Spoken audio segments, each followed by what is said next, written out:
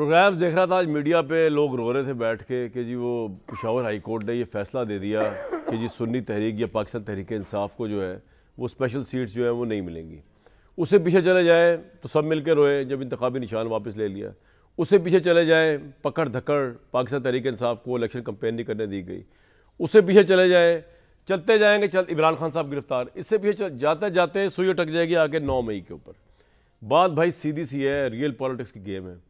पाकिस्तान, मैं कह रहा हूँ दुनिया में जहाँ पे बड़े बड़े सिविलाइज मुल्क होते हैं वहाँ पे रूल ऑफ लॉ की के साथ जब रियल पॉलिटिक्स टकराती है तो रूल ऑफ लॉ को उठा के बाहर फेंक दिया जाता है और सिर्फ रियल पॉलिटिक्स होती है। तो पाकिस्तान इज़ नो एक्सेप्शन। यहाँ पर जितनी बहसें होकर टाइम ज़ाया हो रहा है ना कि जी वो सुन्नी कौंसिल को क्यों नहीं मिली, पेशावर हाई कोर्ट में क्या दलाइल दिए गए और क्या दलाइल नहीं दिए गए, सुप्रीम कोर्ट ऑफ पाकिस्तान ने बल्ले का निशान क्यों नहीं दिया, इनकी कोई कानूनी हैसियत नहीं है। ग्राउंड रियलिटी है। उस ग्राउंड रियलिटी के अंदर इस वक्त इमरान खान साहब जो है और उनकी पार्टी वो ड्रम जो है उसकी बीट को फेस कर रही है, उसके रिदम को जो है वो एब्जॉर्ब करने की कोशिश कर रही है। कर जाएगी सुरखरू हो जाएगी, नहीं कर पाएगी दास्तान भी ना होगी दास्तानों में। मैंने एक बात कही थी यहाँ से, इमरान साहब जिस वक्त कंपेनिंग कर रहे थे फ़ौज के हवाले से जो भी उनका चल रहा था, मैंने इमरान साहब से कहा था कि आप ज़रूर ये पॉलिटिकल ओपोनेंट्स हैं उनके ऊपर तनकीद करें, उनके ऊपर निश्तर चलाएं, उनके साथ जंग करें, आपकी बनती है। लेकिन ये जो आप फ़ौज के साथ महाजलाई की सियासत शुरू हुई है, आपके साथ अवाम उस तरह सड़कों पे नहीं निकलेगी और वो नहीं निकले। आज भी आप देखें, इमरान खान, पिछली बातें छोड़ें, इमरान खान साहब गिरफ्तार हुए, कोई 1 लाख बंदा एक जगह पे निकला नहीं प्रोटेस्ट करने के मुक़्तदर आला के ऊपर कोई दबाव पड़े, कोई इक़्तिदार आला जो है वो यूँ हिल जाए, कोई शहर इक़्तिदार जो है उसमें ज़लज़ला आ जाए। वोट हुआ, वोट इमरान खान साहब के हक़ में वोट आया। उसके बाद रिकाउंटिंग के अंदर नून लीग जीत रही है। धांधली के इल्ज़ामात है कि फॉर्म 45 का इलेक्शन कुछ और था, 47 में इलेक्शन चेंज हो गया। लेकिन क्या हुआ, अवाम ने प्रोटेस्ट नहीं किया।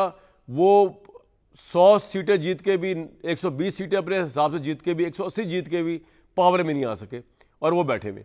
तो नामो निशान पाकिस्तान में सियासत इसी तरह चलती है, जिसकी लाठी उसकी भैंस, और लाठी हमेशा एक के हाथ में रही है। उसके मुकाबले में कभी आज तक अवाम निकली नहीं है। वो पॉपुलर फोर्स रही है और जो सबसे पॉपुलर फोर्स है पॉलिटिकल इमरान खान, वो भी निकाल नहीं सकी। तो फिर सियासत को कुछ और तरीके से रीडिफाइन करना चाहिए। पीटीआई की कोर कमेटी को बजाय बैठ के जो है वो ये देखे कि मीडिया में कौन उनके हक में बात कर रहा है, कौन खिलाफ बात कर रहा है, वो ये देखे कि उनकी अपनी सियासत जो है, उनकी अपनी जो चल रही है वो कितनी उनकी पार्टी के हक में है और उनकी पार्टी के खिलाफ है। पंजाब में सिचुएशन ये है कि बकौल बड़े बड़े दानिशवरों की अब माँ की हुकूमत कायम हो चुकी है, यानी मरीम नवाज़ साहिबा। और मरीम नवाज़ साहिबा इस वक्त आटे के वो जो थैले हैं उनसे लेकर उनका दर्द दिल जो है आपको नज़र आएगा पूरे सोशल मीडिया के ऊपर। जिस तरह वो बाज़ारों करिया करिया गली गली जो है आम आदमी के साथ, आम ख़वातीन के साथ घुल मिल गई हैं, वो पंजाब में अपनी स्पेस वापस लेने की कोशिश कर रहे हैं। केपी के अंदर वो बहुत बड़ी मेजॉरिटी मिली, थम्पिंग मेजॉरिटी मिली पाकिस्तान तहरीक इंसाफ को। वहाँ के वज़ीर आला जो हैं वो फेस कर रहे हैं एक तौहीन इलेक्शन कमीशन का केस, एक डिस्क्वालिफिकेशन का केस, और कुछ कयास नहीं कि वो वहाँ से फारिग कर दिए जाए। फेडरल के अंदर हम जानते ही हैं कि शहबाज शरीफ साहब टूटे फूटे मैंडेट के साथ लेकिन प्राइम मिनिस्टर बन चुके हैं। तो ये पाकिस्तानी ग्राउंड रियलिटीज़ है। इन ग्राउंड रियलिटीज़ के साथ साथ हमें बर्दाश्त करना पड़ेगा एक और रियलिटी। भट्टी साहब क्या हाल है, आप खैरियत से हैं? और मोहसिन शाह नवाज रांझा साहब, ये भी एक और ख़तरनाक रियलिटी है। और एक खुरम शहजाद विर्क साहब हैं तहरीक इंसाफ के हमारे भाई, वो भी एक रियलिटी है। MNA है और ऑब्वियसली सबसे बड़ी रियलिटी आप हैं। और मेरे ख्याल आप ये कहने लगे खुरम साहब जो है वो शेखुपुरा से आए हैं। मेरे लिए तो आप शहर इक़्तिदार हैं। बिल्कुल सही है। खुरम भाई, कोई कोर कमेटी के पास सवाए पाबंदियां लगाने के मीडिया चैनल्स और एंकर्स के ऊपर और भी कोई काम है? कुछ सोचे, कोई क्रिएटिव सोच सोचे कि कोई रिकंसिडर कर रहा है पॉलिसी को। कभी चीज़ें गलत भी हो जाती हैं। हम तो आपके हमदर्द हैं, इस लिहाज से आप पाकिस्तान की पॉपुलर तरीन पार्टी हैं, आपको अच्छा मशवरा ही देंगे चाहे आपकी तबीयत में गिराएं गुजरे। कुछ सोचा है, कुछ डायरेक्शन चेंज की जाए, या ये वाली डायरेक्शन है जो मैं ज़रा लोगों को सुनवा दूँ? आपको भी असद कैसर साहब फरमा रहे हैं जी, सुनवाएं। खुरम भाई, ये सियासत आपने करके देख ली, क्यों भट्टी साहब आप मुझसे एग्री कर रहे हैं? ये सियासत इन्होंने करके देख ली, उसके बाद ये हुआ कि आप जीत के भी नहीं जीत सके। तो सर अब कुछ रिकंसिडरेशन सोचिए, यही करनी है कन्फ्रंटेशन। कामरान शाहिद साहब बहुत शुक्रिया, थैंक यू सो मच। हम जीत के भी जीते हुए हैं इंशाल्लाह ताला, अल्लाह के फजल से, और आइंदा भी जीतेंगे इंशाल्लाह। जो आपने बात फरमाई फ़ौज के हवाले से, जो आप बात कर रहे थे लड़ाई की, हमारी कोई फ़ौज से लड़ाई नहीं है। और इलेक्शन कमीशन की जो आपने बात फरमाई असद कैसर साहब के बयान के हवाले से, तो आपने इलेक्शन कमीशन का रोल देखा कि इलेक्शन कमीशन को करना क्या और आज तक इलेक्शन कमीशन करता क्या आया। क्या इलेक्शन कमीशन ने वक्त पे इलेक्शन करवाए? क्या इलेक्शन कमीशन ने साफ शफाफ इलेक्शन करवाए? और अभी क्या हो रहा है कामरान भाई, अभी क्या हो रहा है? आप देखें, मैंने पहले भी बात की है, NA 154 फराज भाई, उसका हल्का जीता हुआ हार गया ना। आज का एक रिजल्ट आया हमारा NA 81 राना बिलाल एजाज साहब, जिनकी बड़ी वाज़ेह बढ़तरी थी, आज रिकाउंटिंग में उनको हरा दिया गया। ठीक, अब देखें कि उनकी अवेलेबिलिटी थी। आज सेनेट का कौमी असम्बली में इलेक्शन था, बिलाल साहब तो अवेलेबल ही नहीं थे और फिर उनको कोई नोटिस नहीं भेजा गया। उन्होंने तो अपने मुखालफिन की, उन्होंने कहा, मैंने उनकी फेसबुक से देखा जी रिकाउंटिंग का ये सिलसिला चल रहा है।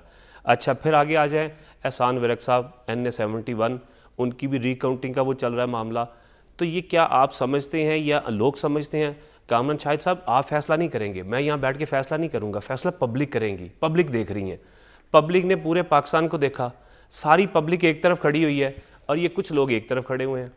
हमारी इलेक्शन कमीशन से कोई ज़ाती दुश्मनी थोड़ी है, अनाज थोड़ी है।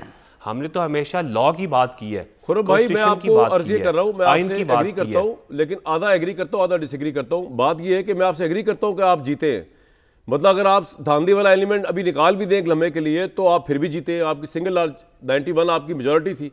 मैं आपको ये कह रहा हूँ कि उसके बावजूद आप देखें कि वो जीत भी काफ़ी नहीं है। अगर आप यकीन करें 140 भी ले आते हैं ना, तब भी हुकूमत आपको नहीं आप नहीं बना पाते, क्योंकि पाकिस्तान की ग्राउंड रियलिटीज़ में सिर्फ जीतना काफ़ी नहीं है। सर, मैं ये कह रहा हूँ आपसे,